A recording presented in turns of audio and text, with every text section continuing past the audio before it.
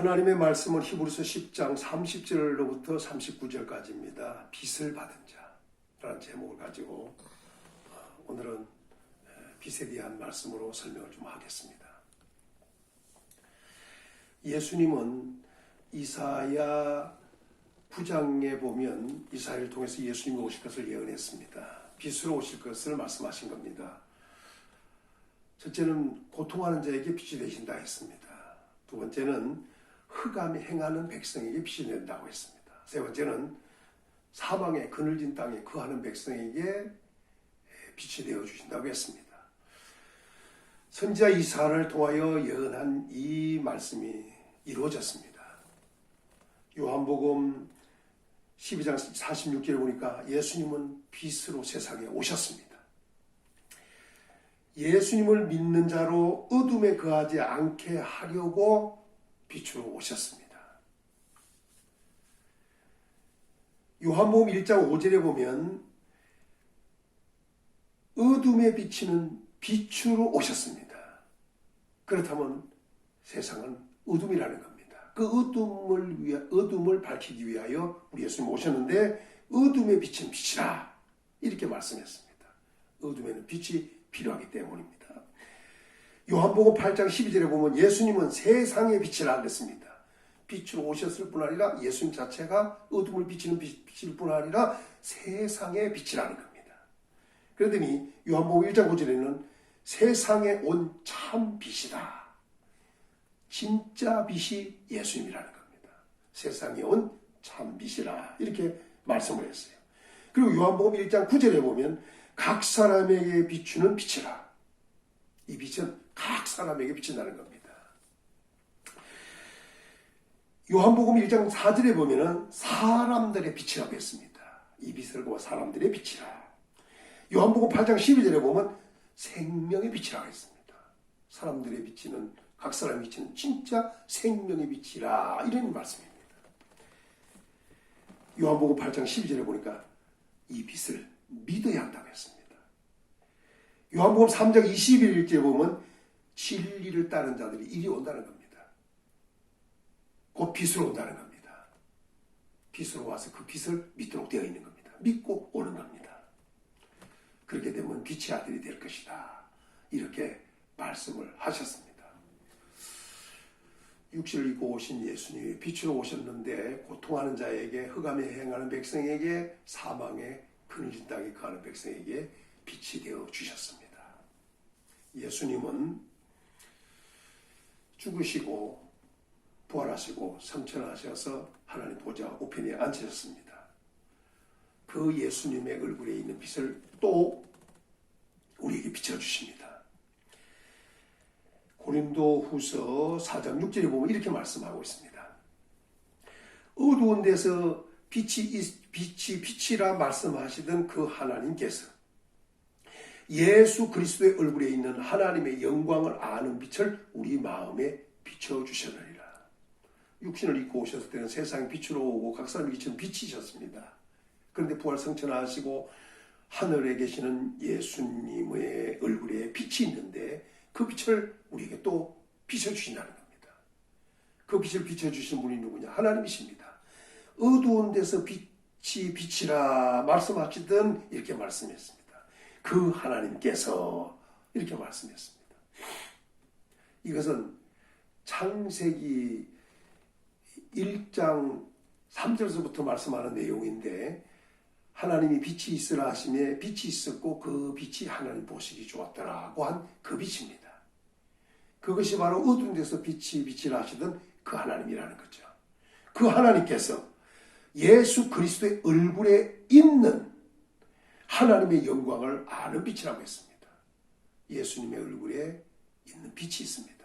그 빛은 하나님의 영광을 아는 빛이라는 겁니다. 하나님의 영광을 안다는 것은 하나님에 대하여 안다는 겁니다. 이건 바로 지식의 빛입니다. 이 빛을 우리 마음에 비쳤다는 겁니다. 우리 마음에. 하나님이 예수님의 얼굴에 있는 빛을 우리 마음에 비추었는데 그 빛은 하나님의 영광을 아는 빛이라. 이것을 히브리서 6장에서는 한 번 빛을 받고 이 빛은 두 번 다시 오지 않는 빛이고 한 번 오는 겁니다. 어디에? 우리 마음에. 오늘 우리 마음에 비춰주는 하나님의 영광을 아는 빛을 우리는 받아야겠습니다. 그리고 그 빛이 우리 마음에 와야겠습니다. 자, 이 빛을 받은 사람들이 있습니다. 하나님의 영광을 아는 이 빛을 마음에 받은 사람들이 있습니다. 오늘은 그 사람들에 대하여 살펴보면서 은혜를 받고자 합니다. 이 빛을 받으면 사람이 변화가 됩니다. 성경이 이렇게 말합니다. 히브리서 10장 32절에 전날에 너희가 빛을 받은 후에 고난의 큰 싸움을 견디어낸 것을 생각하라. 오늘 본문이 이렇게 말하는 거죠. 전날에 너희가 빛을 받은 후에. 그러니까 이미 빛을 받았다는 겁니다. 그걸 바로 전날이라고 얘기하고 있습니다. 이미 빛을 받은 사람들이라는 겁니다. 이들이 빛을 받고 난 다음에 고난의 큰 싸움을 견디어낸 것을 생각하라는 겁니다. 그러니까 전에를 생각해 보라는 겁니다. 빛을 받고 행했던 일들을. 자, 그런데 그게 뭐였냐? 이들이 빛을 받고 난 다음에 고난의 큰 싸움을 견뎌냈다는 겁니다. 전에 그 고난의 큰 싸움이 뭐냐? 비방과 사람에게 구경거리가 되는 겁니다. 히브리서 10장 32절에 혹 비방과 환난으로서 사람에게 구경거리가 되고 비방을 듣습니다. 이 비방이라고 하는 것은 참기가 굉장히 어려운 겁니다. 그 비방이 정상적인 것을 비방해도 힘든데 또 아닌 것까지도 비방할 수 있기 때문입니다. 그렇게 이렇게 비방을 드는데 이걸 견뎌냅니다. 또 환난을 당하고 있습니다. 사방에서 막 조여오는 이런 어려움을 겪었습니다. 그런데 참아냅니다. 비방과 환난을 당하다 보니까 사람들에게 구경거리가 됩니다. 그런데 그런 것에서도 견뎌냅니다. 이걸 성경에는 뭐라냐면 고난의 큰 싸움이다. 이 고난의 큰 싸움을 견뎌낼 수 있는 사람이 누구냐? 빛을 받은 사람이다. 이렇게 말을 하고 있는 겁니다. 또한 비방과 환난을 당하는 자들을 보고 그들과 사귀는 자가 됩니다. 자기가 비방을 당해봤습니다. 자기가 환난을 당해봤습니다. 그런 처지에 있는 사람들을 사귀는 자가 됩니다. 이게 빛을 받은 사람입니다. 히브리서 10장 33절에 혹 이런 형편에 있는 자들과 사귀는 자가 되었으니 사람들은 비방을 당하고 환난을 당하면 멀리합니다. 뭔가 잘못해서 그렇다, 문제가 있어서 그렇다 이렇게 생각하기 때문에 가까이 하려고 하지 않습니다. 그 사람을 만나면 무슨 도움이나 줘야 될 것처럼 부담을 느끼기도 하고 이렇습니다.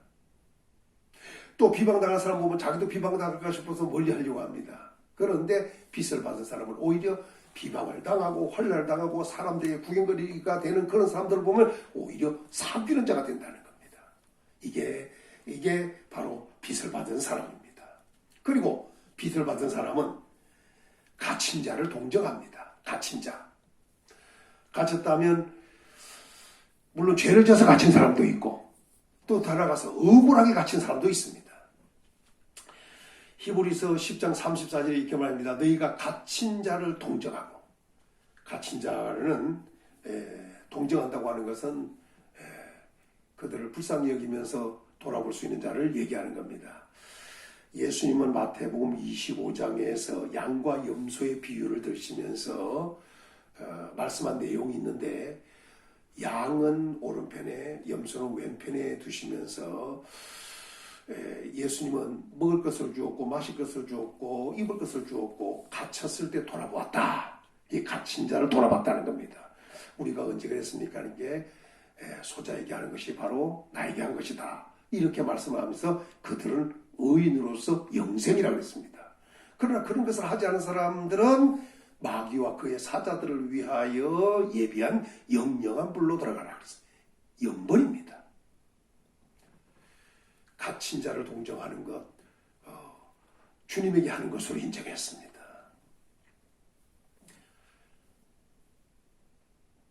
다음에는 소유를 빼앗기는 것도 기쁘게 당한다는 겁니다. 소유를 빼앗겼는데도 아주 기쁘게 당한다는 거예요. 이게 빚을 받으는 히브리서 10장 34절에 너희 소유를 빼앗기는 것도 기쁘게 당한 것은 더 낫고 영구한 소유가 있는 줄 압니다. 우리가 빚을 받았는가 한번 생각해 봐야 합니다. 생각하면 빚을 받은 것 같은데 이게 빚을 받고 살아간 사람들이 보여준 이 본을 보면은 정말 빚을 받았는가 깊이 생각해 봐야 할 필요가 있을 것 같습니다. 왜? 소유를 빼앗기는 것도 기쁘게 당한다는 겁니다. 왜? 더 낫고 영구한 소유가 있는 줄 알기 때문에 그냥 빼앗겨도 기쁘게 빼앗긴다는 거예요. 자기 소유까지도. 빚을 받으면 사람의 변화가 옵니다. 비방과 환난을 당하여 사람에게 구경거리가 되고 또 그런 처지에 있는 사람들을 또 사귀는 자가 되고 갇힌 자를 동정하고 또 더 나아가서 소유를 빼앗겨도 이렇게 기쁘게 당할 수 있다고 하는 것은 빚을 받았기 때문이다. 빚을 받으면 이렇게 확실하고 분명하게 변한다는 사실을 압니다. 왜? 하나님의 영광을 아는 지식을 받았기 때문입니다. 두 번째는 담대함을 버리지 말아야 합니다. 이렇게 변화돼 갖고 이런 삶을 산다면 담대함을 버리지 말아야 합니다. 히브리서 10장 35절에 그러므로 너희 담대함을 버리지 말라. 이것이 큰 상을 얻느니라. 이렇게 빚을 받아서 변화된 사람들이 있었듯이 우리도 어떻게 해야 되냐? 담대함을 버리지 말라는 거예요. 담대함을 버리지 말아야 할 이유는 그것이 큰 상이 있기 때문입니다. 담대해야 됩니다. 세 번째는 인내가 필요합니다. 히브리서 10장 30절에 너희에게 인내가 필요하면 너희가 하나님의 뜻을 행한 후에 약속하신 것을 받기 위함이라. 힘들고 어려워도 정말로 견디기 어렵고 참아내기 어려워도 인내해야 된다는 겁니다. 왜? 이것이 인내가 필요하기 때문입니다. 그것이 바로 하나님의 뜻을 행하는 것이기 때문에 그렇습니다. 그 하나님의 뜻을 행한 후에 약속을 받기 위함입니다. 분명히 약속이 있기 때문에 그 약속을 받기 위해서 인내가 필요하다. 네 번째는 재림이 있기 때문입니다. 히브리서 10장 30절 잠시 잠깐 후면 오시리니 지체하지 아니하리라. 우리 예수님은 잠시 잠깐 후면 오신다는 겁니다. 지체하지 않는다는 겁니다. 속히 오실 것입니다. 도둑같이 오실 것입니다. 다섯 번째는 뒤로 물러가지 않아야 합니다. 히브리서 10장 38절에 나의 의인은 믿음으로 말미암아 살리라. 또한 뒤로 물러가면 내 마음이 그를 기뻐하지 아니하리라 하셨느니라. 우리도 뒤로 물러가 멸망할 자가 아니요 오직 영 구원함에 이르는 믿음을 가진 자리라. 이렇게 말씀했습니다. 의인은 믿음으로 말미암아 살게 됩니다. 그러니 뒤로 물러가면 하나님이 기뻐하지 않습니다.